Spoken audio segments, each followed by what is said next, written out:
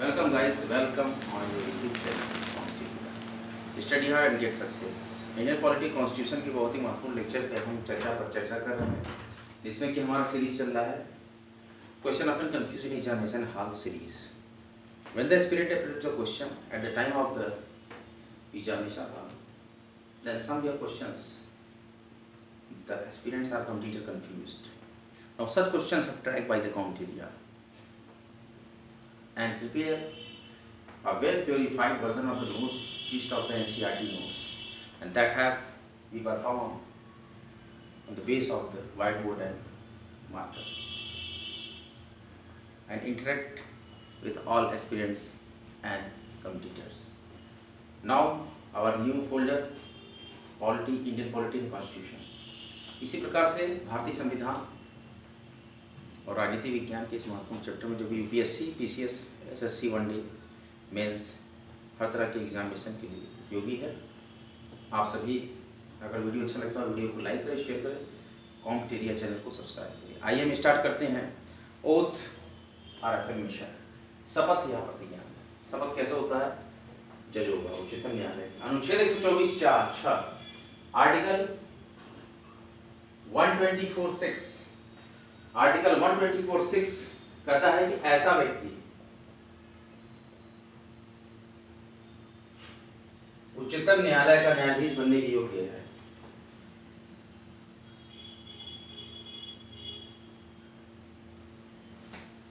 नियुक्त किया जा सकता है।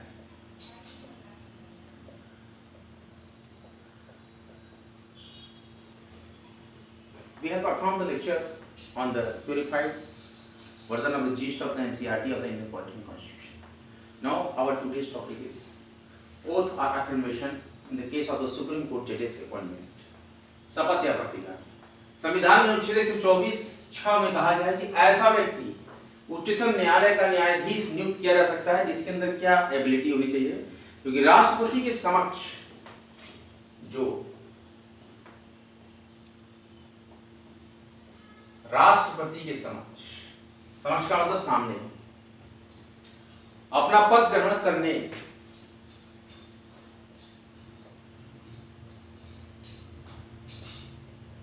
मतलब अपनी पोस्ट को लेने से पहले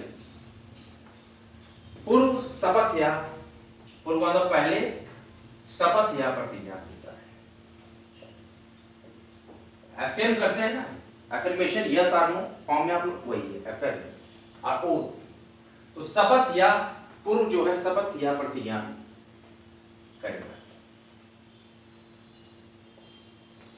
According to the Indian Constitutional Article 124(6) have that the such person have the ability to appoint as a judges in Supreme Courts have appointed that on the front of President of India, their post have affirmed an oath for that post. Which post? Honorable Judge of Supreme Court. शपथ करेगा, प्रतिज्ञान करेगा, ये था पहला point. आपको पता लगे ये एस्टेरिक हम शो करते हैं। एस्टेरिक का मतलब ये इंपॉर्टेंट है और पॉइंट्स को क्लैरिफाई करता है।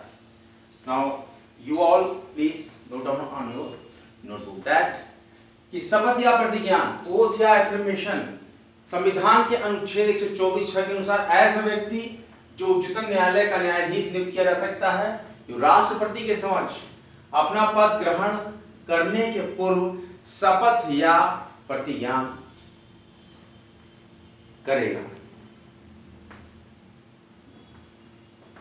और इनके शपथ का प्रारूप दिया गया है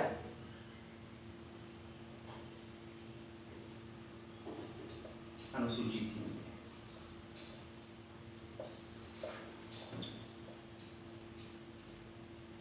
किसमें दिया गया है?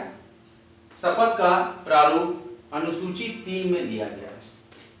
ये इंपॉर्टेंट पॉइंट है। अनुसूची 3 में संविधान में दिया गया शपथ का प्रारूप। आपको क्लैरिफाई हुआ?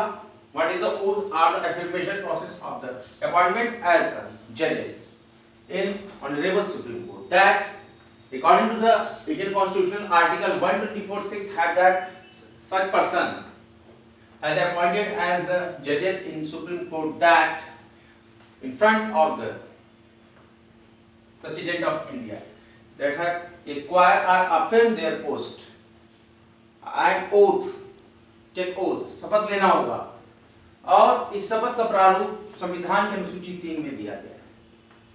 अनुसूचियों के बारे में मैंने पढ़ा था।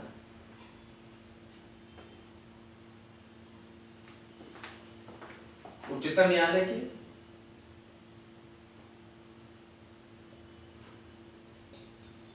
न्यायाधीश एवं भारत के नियंत्रक व लेखा परीक्षक के शपथ का प्रारूप अनुसूची 3 में वर्णित है। अनुसूची 3 में वर्णित है। क्या है? कि हमारे ऑनरेबल सुप्रीम कोर्ट के जजेस की नियुक्ति का प्रारूप और भारत के नियंत्रक एवं महालेखा परीक्षक controller and auditor general of India, controller and auditor general, controller and auditor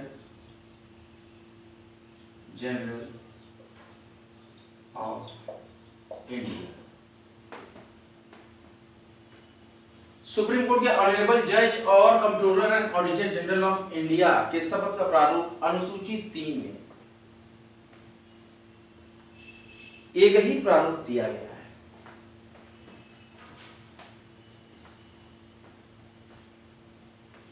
ये बहुत इंपॉर्टेंट टॉपिक था जो कि हमने आपको बताया। अपनी नोटबुक पे आप नोट कर लीजिए। सबसे पहला पॉइंट है what is the oath and affirmation process for the appointed as a judge in honorable Supreme Court that have the Article 124(6) have such person that have appointed as the judges in Supreme Court front of the President of India and that appointed as to affirm our oath for this post।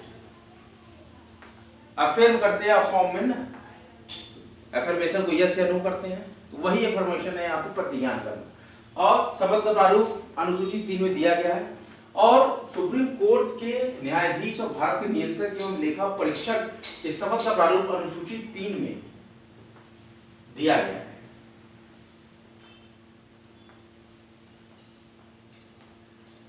बहुत important topic था शपथ लेना। एक प्रश्न आता है यहां से, अब हम पढ़ेंगे सुप्रीम कोर्ट के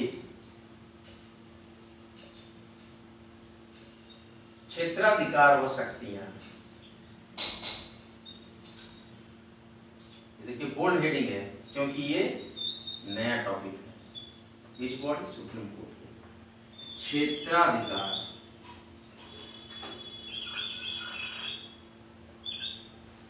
सुप्रीम कोर्ट के क्षेत्राधिकार और शक्तियां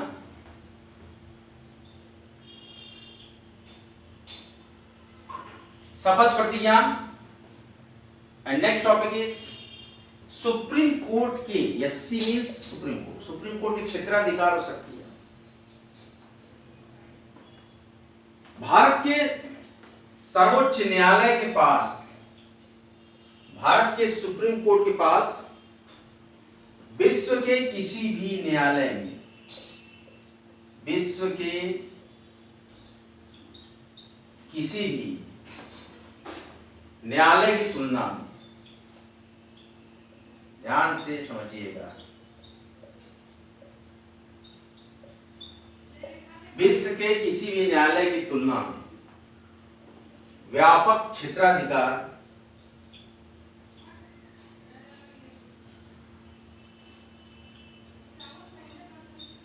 एवं शक्तियां प्राप्त।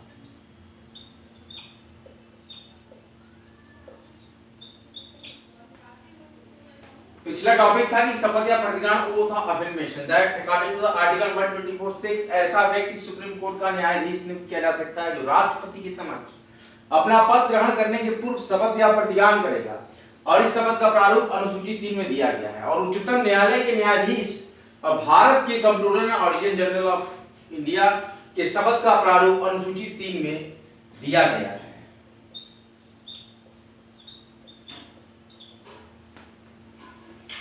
अगला टॉपिक था हमारा सुप्रीम कोर्ट के क्षेत्राधिकार और शक्तियां। सुप्रीम कोर्ट के पास विश्व के किसी भी न्यायालय की तुलना में व्यापक क्षेत्राधिकार और शक्तियां प्राप्त हैं।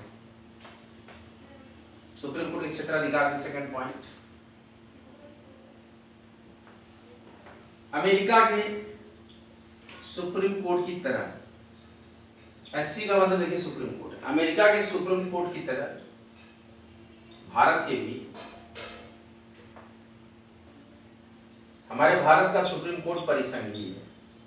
अब ये सुप्रीम कोर्ट अकेले लिखा मतलब ये भारत का सुप्रीम कोर्ट है। सुप्रीम कोर्ट परिसंघीय है।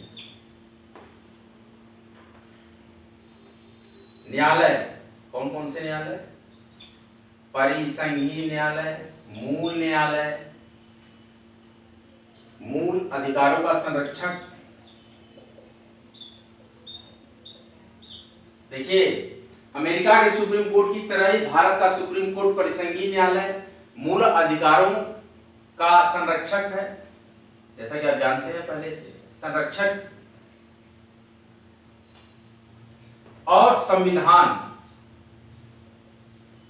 और हमारे कॉन्स्टिट्यूशन का, संविधान का अंतिम व्याख्याकार है। मतलब इसके ऊपर कोई सुनवाई या व्याख्या नहीं होती है, आखिरी व्याख्याकार है। यहीं से न्याय मिलेगा तो न्याय मिला, अदरवाइज यहां से जो निर्णय हो गया उसके बाद खत्म। न्याय वही है जो सुप्रीम कोर्ट ने कर दिया, सर्वोच्च न्यायालय, सभी उच्च न्यायालय।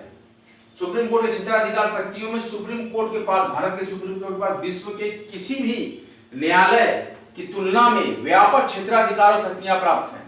और जैसा कि अमेरिका के उच्चतम न्यायालय की तरह ही भारत के उच्चतम न्यायालय के परिसंघीय न्यायालय मूल अधिकारों का संरक्षक है और संविधान का अंतिम व्याख्याकार है। कौन? भारत का उच्चतम न्यायालय। जबकि इंग्लैंड के हाउस ऑफ, अब देखिए तुलना क्या किया गया है, जबकि अमेरिका के सुप्रीम कोर्ट के बराबर शक्तियां और जबकि इंग्लैंड के हाउस ऑफ, वहां पे बोलते हैं इंग्लैंड में अलग नाम से जाना जाता है, इंग्लैंड के हाउस ऑफ लॉर्ड्स की न्यायिक शक्तियां, हाउस ऑफ लॉर्ड्स की न्यायिक, कहां की? इंग्लैंड की हाउस ऑफ लॉर्ड्स की न्यायिक समिति। अब इसको क्या बोल सकते हैं? या तो सर्वोच्च न्यायालय जो भी है, तो ये इंग्लैंड की न्यायिक समिति, हाउस ऑफ लॉर्ड्स की न्यायिक समिति, या इंग्लैंड का सुप्रीम कोर्ट की तरह हमारा सुप्रीम कोर्ट देश के, मतलब भारत का सुप्रीम कोर्ट देश के सभी, भारत का सुप्रीम कोर्ट देश के सभी सिविल या आपराधिक मामलों, सिविल या, बहुत इंपॉर्टेंट टॉपिक है, आपराधिक, सिविल आर क्रिमिनल या आपराधिक मामलों के अपील का अंतिम न्यायालय है। मामलों के अपील का अंतिम कोर्ट है। देखिए बहुत ही इंपॉर्टेंट टॉपिक और बहुत ही इंटरेस्टिंग।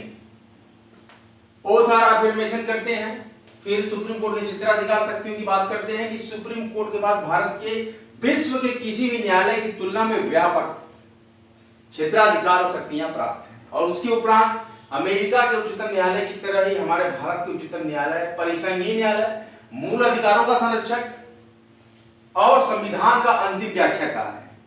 और भी देशों से तुलना करते हैं तो जबकि इंग्लैंड के हाउस ऑफ लॉर्ड्स की न्यायिक समिति यानी इंग्लैंड का सुप्रीम कोर्ट के ही तरह भारत का भी सुप्रीम कोर्ट देश के सभी सिविल या आपराधिक मामलों के अपील का अंतिम न्यायालय है। इसके बाद निर्णय नहीं होगा। नोट डाउन करिए अपनी नोटबुक पे।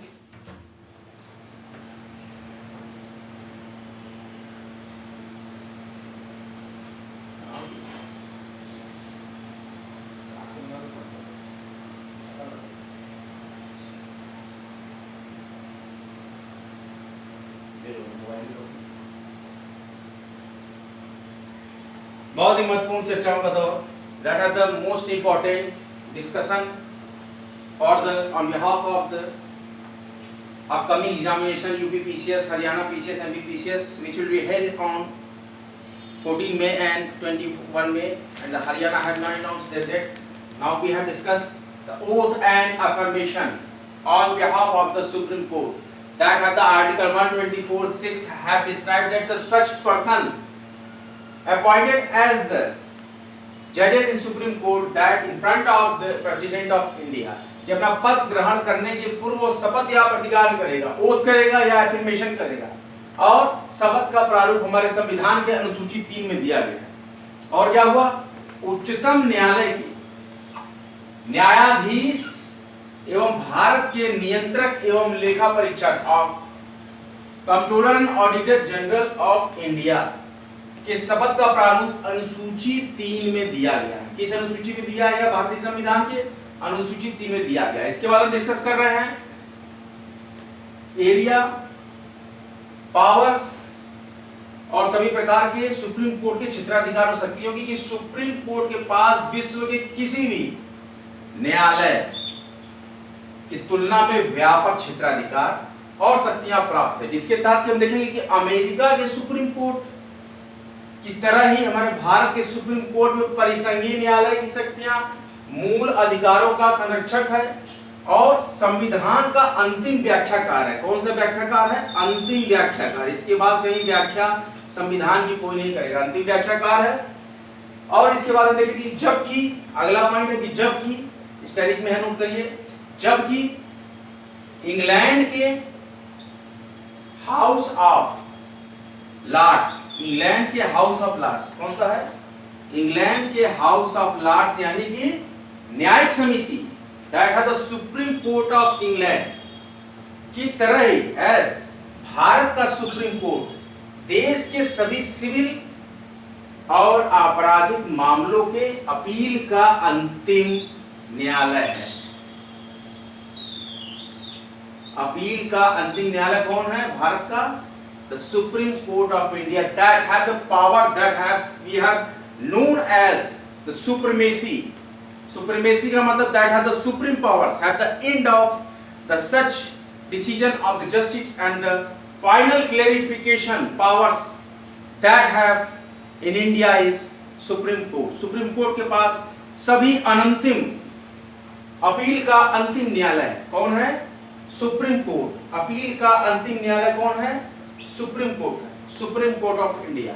आज हमने पढ़ा oath and affirmation in the case of the appointment of जजेस इन सुप्रीम कोर्ट्स, और उसके बाद हमने ओथ देखा, अफर्मेशन देखा किस प्रकार से शपथ होगा, प्रतिज्ञान होगा। उसके बाद हमने उच्चतम न्यायालय के क्षेत्राधिकार और शक्तियों के बारे में तुलना की, जो कि हमने अमेरिका के सुप्रीम कोर्ट से और इंग्लैंड के हाउस ऑफ लॉर्ड्स की न्यायिक समिति यानी सुप्रीम कोर्ट से अपने सुप्रीम कोर्ट की तुलना की, बताया।